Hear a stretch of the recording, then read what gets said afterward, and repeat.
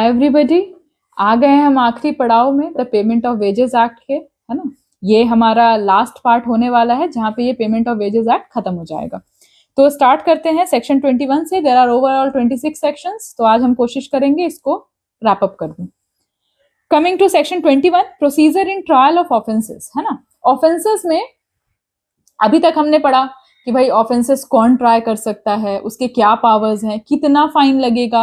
अब प्रोसेस क्या है, तो अगर कोई भी क्रिमिनल केस चलता है तो वो सीआरपीसी यानी कि बीएनएसएस के अंडर चलता है। अब इसमें क्या क्या प्रोसीजर है वो ये सेक्शन 21 डिफाइन करता है। इसका पहला पार्ट कहता है कि नो कोर्ट टेक्स कॉग्निजेंस, यानी कि कोई भी सुओ मोटो कॉग्निजेंस नहीं है। कोई खुद से आकर के नहीं कहेगा कि हाँ भाई यहां तो बहुत गलत हो रहा है, नहीं। आपको क्या करना पड़ेगा, एक एप्लीकेशन देना पड़ेगा। कौन कौन दे सकता है, तो ये मैं पहले आपको बता चुकी हूँ, पिछले पार्ट में लेक्चर देख लीजिएगा। फिर भी एक बार चलिए रिवाइज करा देते हैं। कौन कौन दे सकता है, कहाँ था कहाँ था कहाँ था, यस, ये देखिए, पर्सन एग्रीव्ड, लीगल प्रैक्टिशनर, या फिर official of a registered trade union. ये तीन लोग हैं जो आपके बिहाफ में, या तो आप खुद दे सकते हो अपने बिहाफ में, या तो दो और लोग हैं जो आपके लिए ये एप्लीकेशन दे सकते हैं, ठीक है। तो कोई कोर्ट खुद कॉग्निजेंस नहीं लेगा जब तक कि एप्लीकेशन नहीं मिलेगा। और एप्लीकेशन कौन कौन दे सकता है ये मैंने आपको पहले ही बता दिया है, ठीक है। सेक्शन 2 क्या कहता है कि कंप्लेन करने से पहले, कहते हैं ना कि आखिरी इच्छा पूछी जाती है, तो इसी तरह से आपको भी एक आखिरी मौका सामने वाले को देना चाहिए और सामने वाले को भी एक आखिरी मौका आपको देना चाहिए। यानी कि एक सो कॉज होना जरूरी है, सो कॉज नोटिस होना जरूरी है। पहले सो कॉज नोटिस दीजिए, ठीक है, और उसके बाद अगर ऐसा होता है तब जाकर के आप फिर कंप्लेंट फाइल करिए, ठीक है। और अगर कोर्ट को ऐसा लगता है, ये भी पहले हम पढ़ चुके हैं, कि अगर कोई बोनाफाइड डिस्प्यूट है, कोई ऐसा डिस्प्यूट है जो कि गलती से, मतलब सही नियत से किया गया है, या फिर इमरजेंसी है, इसको मैंने डिटेल में समझाया बेटा, इसीलिए मैं यहाँ पे थोड़ा सा ऐसे ही समझ, मतलब सिर्फ आपको फैक्ट्स बता दे रही हूँ, क्योंकि देखो सेम सेम मैंने आपको समझाया है। कहाँ है कहाँ है कहाँ है, ये भी है कहीं पे तो है, पर कहाँ है, हाँ देखिए, ये देखिए, bonafide error, emergency, failure to accept और अप्लाई फॉर पेमेंट। यही तीन कंडीशन यहाँ भी लगते हैं कि अगर कोर्ट को ऐसा लगता है कि इनमें से कुछ है, ठीक है, फेलियर टू अप्लाई और accept payment, failure to apply और एक्सेप्ट पेमेंट, अगर इनमें से कुछ है तो कोर्ट क्या है, ऐसा कुछ भी कोर्ट जो है वो आपके पे ऐसा कोई हार्ड स्टेप नहीं लेगी अगर इनमें से कोई ऐसा मसला हुआ है, ठीक है। ठीक, पार्ट थर्ड क्या कहता है, पार्ट थर्ड कहता है कि अगर आपको कंप्लेन करना है सेक्शन 4 या सेक्शन, एक सेकेंड, अगर आपको कंप्लेन करना है सेक्शन 4 या सेक्शन 6 के अंडर, ये भी पिछले पार्ट में है, आप जाके देख लीजिएगा, तो फिर उसके लिए इंस्पेक्टर कंप्लेन कर सकता है ना। अगर कुछ भी मॉल फंक्शन हो रहा है, कुछ भी ऐसा एडमिनिस्ट्रेटिव लेवल पे कोई मॉल फंक्शन हो रहा है, तो क्या एम्प्लॉय थोड़ी ना करेगा, उस समय पे कौन करेगा, inspector will complain for that, ठीक है। I guess it's clear for you. चलिए, सेक्शन 22, सेक्शन 22 क्या कहता है, bar of suits, bar of suits यानी कि आप सूट फाइल नहीं कर सकते हैं। कब, किस सिचुएशन में आप सूट फाइल नहीं कर सकते हैं, कोई कोर्ट जो है वो सूट को एंटरटेन नहीं करेगा, जब पहला ऑलरेडी पेंडिंग है बेटा, आपका एक सूट ऑलरेडी पेंडिंग है, मतलब आपने असिस्टेंट लेबर कमिश्नर के पास गए, वहां पे सूट ऑलरेडी पेंडिंग है, और फिर आप जा रहे हो कोर्ट में कि भाई हमारा, आप यहाँ वहां थोड़ा टाइम लग रहा है, आप यहाँ कर दीजिए। तो अगर ऑलरेडी पेंडिंग है तो फिर कोई भी कोर्ट इसको एक्सेप्ट नहीं करेगा। सेक्शन बी क्या कहता है, ऑलरेडी डायरेक्शन हो चुका है, ठीक है, ऑलरेडी डायरेक्शन हो चुका है अंडर सेक्शन 15, सेक्शन 15 के अंडर, जिन्होंने नहीं पढ़ा है पिछले वीडियोस में जाके देख लीजिए, डायरेक्शन अंडर 16 के अंडर ऑलरेडी प्लेंटिफ के फेवर में हो चुका है, ठीक है, तो उस समय पे कोई भी सूट फाइल नहीं किया जाएगा। क्लियर है, आई गेस आपको क्लियर होगा ये। चलिए, सेक्शन 22A छोटा सा सेक्शन है, कह रहा है कि protection of action in good faith. नाम से ही आपको समझ में आ जाएगा कि अगर कोई एक्शन लिया गया है, अच्छी नीयत से लिया गया है, ठीक है, टेकन इन गुड फेथ में लिया गया है, तो उस कंडीशन और कोर्ट इस चीज से कन्विंस हो जाती है, तो यहाँ पे भी कोई भी कंपनसेशन या कोई भी पनिशमेंट नहीं मिलेगा। ठीक है, चलिए सेक्शन 23 बेटा इतना इंपॉर्टेंट नहीं है, सेक्शन 24 पे आते हैं। सेक्शन 24 है डेलीगेशन ऑफ पावर। क्या पावर डेलीगेट किया जा सकता है? तो बिल्कुल किया जा सकता है। देखो, अप्रोप्रिएट गवर्नमेंट दो ही रहते हैं मोस्टली, या तो सेंट्रल या तो स्टेट। तो पहला पार्ट क्या कहता है? फर्स्ट पार्ट कहता है कि सेंट्रल जो है वो डेलीगेट कर सकती है, किसको भाई? स्टेट को, या फिर और कोई अथॉरिटी को वो क्या कर सकती है? डेलीगेट कर सकती है अपने पावर्स को। और बी क्या कहता है? अगर अप्रोप्रिएट अथॉरिटी स्टेट है तो वो क्या कर सकती है? अपने सबऑर्डिनेट अथॉरिटी को क्या करेगी? डेलीगेट कर सकती है। ये इसको भी कर सकती है, इसको भी कर सकती है, ये इसको कर सकती है, यानी कि पावर जो है वो डेलीगेट हो सकता है। ए कहता है क्या? सेंट्रल गवर्नमेंट के बारे में, बी कहता है स्टेट गवर्नमेंट के बारे में। ठीक है, सेक्शन 25 क्या कहता है बेटा? तो सेक्शन 25 कहता है कि भाई आपको डिस्प्ले करना पड़ेगा। ये जितने भी प्रोविजंस हमने पढ़े हैं ना, इसमें जो जो भी जरूरी प्रोविजन है, इसको आपको क्या करना पड़ेगा? डिस्प्ले करना पड़ेगा अपने नोटिस बोर्ड पे, है ना? कि जो भी एक्ट का एब्स्ट्रैक्ट है, नहीं एक्ट, देखो पूरा एक्ट तो आप और हम जैसे लोग पढ़ते हैं, या तो वो लॉ फील्ड में होते हैं, या तो फिर वो किसी कोई ऑफिसर बनने वाले होते हैं, वो लोग लॉ पढ़ते हैं। लेकिन एक नॉर्मल जनता है, उनको भी तो अपने अधिकार पता होने चाहिए ना, वो जाकर के पेमेंट ऑफ वेजेस एक्ट तो पढ़ेंगे नहीं। तो आपको अपने नोटिस बोर्ड में या टर्म्स ऑफ कंडीशन में इसको डिस्प्ले करना पड़ेगा। किस लैंग्वेज में भाई?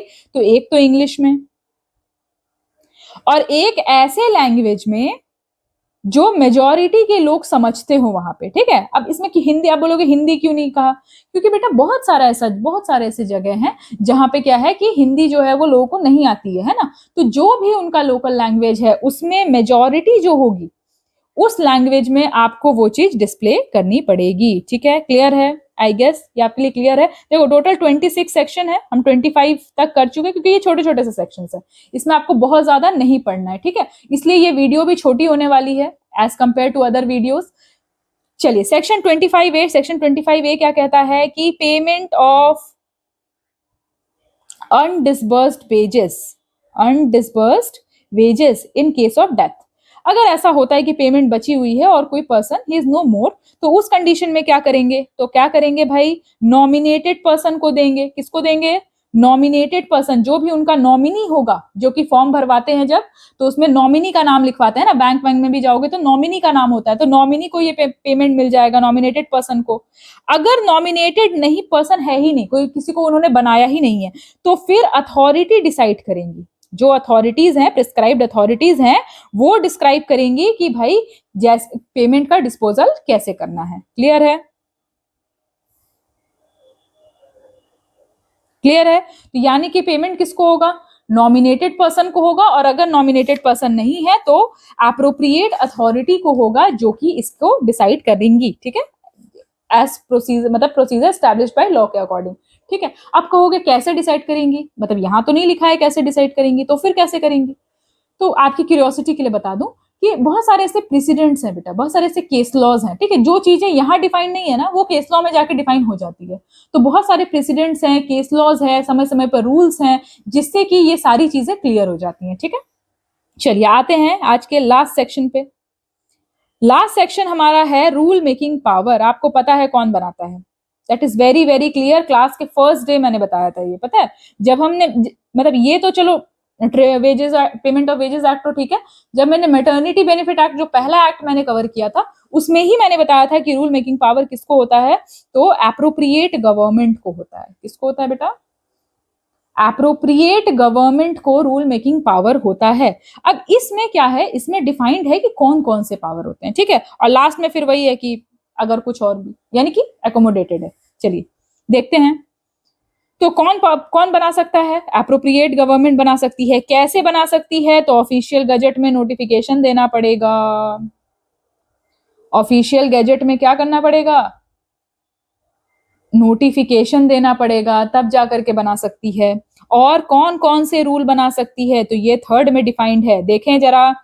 तो रिकॉर्ड रजिस्टर कैसे मेंटेन करना है, how to maintain the records and register, ये बता सकती है। और क्या बता सकती है?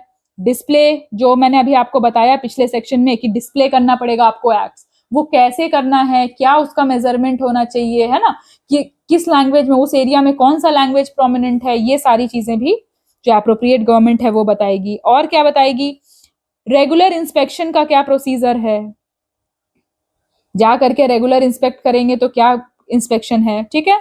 और क्या बताएगी, नोटिस कैसे देना है, नोटिस कि भाई कब जो आपके टर्म्स एंड कंडीशन है, notice of terms and condition की कब वेज पेमेंट होगा, तो वो कैसे होगा, वो भी यही बताएंगे। और क्या बताएंगे, तो और बताएंगे कि फाइन्स के बारे में बताएंगे, जहां जहां जहां पे लिखा है कि एप्रोप्रिएट, देखो ये सब क्या है, जिस्ट है, जो पूरा एक्ट हमने पढ़ा है ना उसका जिस्ट है, जहां जहां पे एप्रोप्रिएट गवर्नमेंट लिखा है वही सब जगह है, यहाँ यहाँ पे एप्रोप्रिएट गवर्नमेंट काम करेगी, ठीक है।